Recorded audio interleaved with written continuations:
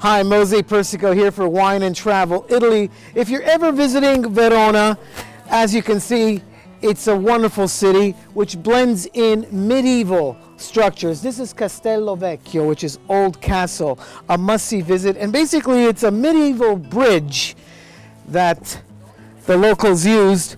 Be very careful as you trek down here. And people, tourists, would lock their love here, as they do on most bridges here in Italy.